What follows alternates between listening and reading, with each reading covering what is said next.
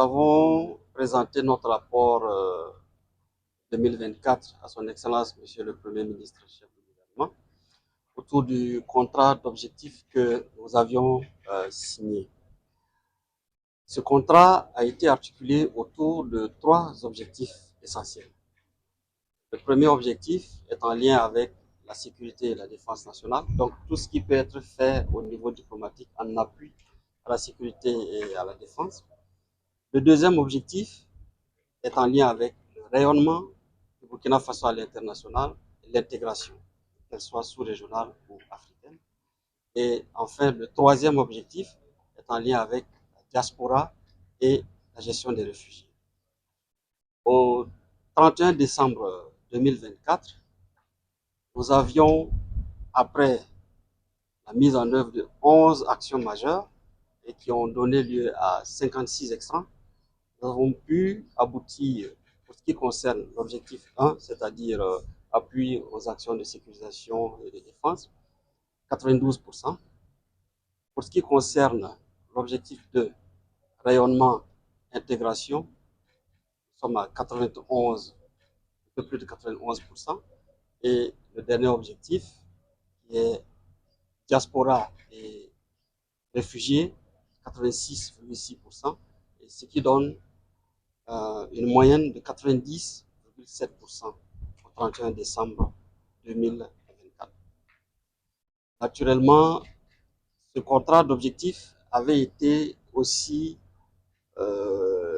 annexé d'un certain nombre de réformes que nous devrions engager et qui sont en lien avec la rationalisation dans les missions diplomatiques et post-consulaires.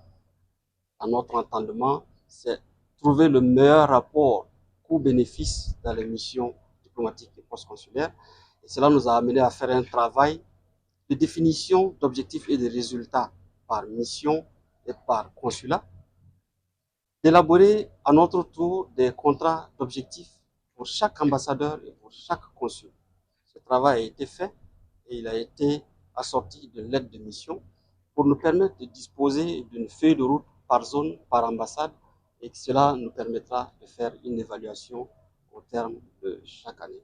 Donc nous avons pu conduire cette réforme. Nous avons également été mandatés pour poursuivre la question de la délivrance des cartes consulaires, surtout en Côte d'Ivoire. Ce travail a été aussi mené comme il se doit. Il y a un nouveau dispositif plus sécurisé qui va être déployé au titre de l'année 2025. Donc, ces activités aussi ont pu être poursuivies. Naturellement, nous avons saisi l'occasion pour évoquer un certain nombre de contraintes, Son Excellence, Monsieur le Premier ministre, mais aussi noter les nouvelles orientations et les suggestions qui ont été faites. L'opportunité ne peut pas nous permettre d'aller dans les détails pour ce qui concerne les contraintes, mais comme vous le savez, nous devons essayer d'optimiser les ressources, faire en sorte que nous, pendant que nous améliorons nos résultats, que nous puissions, dans la mesure du possible, gérer avec plus de rigueur les ressources qui sont mises à notre disposition. Le Premier ministre nous a instruit de poursuivre les actions de consolidation avec les nouveaux partenaires stratégiques, notamment en Amérique latine, le Venezuela, le Nicaragua et d'autres partenaires, mais aussi sur d'autres continents avec la Turquie, la Chine, la Russie, avec lesquels nous sommes dans une dynamique de consolidation et de renforcement du partenariat. Nous avons ici évoqué la question du dialogue de sortie avec la CEDEAO, qui nous a donné des orientations pour que nous puissions faire en sorte que cette sortie puisse nous permettre d'aller dans le sens des consignes qui ont été données par les trois chefs d'État, à savoir faire du Sahel un espace d'épanouissement pour l'ensemble des populations. Comme vous le savez, nous avons déjà à la sortie préparé un document. Le document essaye de faire le point de l'ensemble des implications dans tous les secteurs, évaluer l'impact dans tous les secteurs. Ce travail a été fait par le Burkina, il a été amorcé par le Mali et le Niger.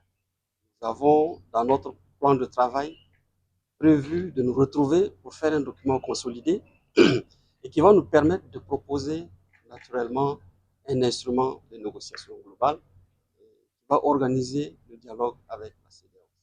pas mal de questions à régler dans ce sens. Et les experts sont à pied d'œuvre pour préparer cela.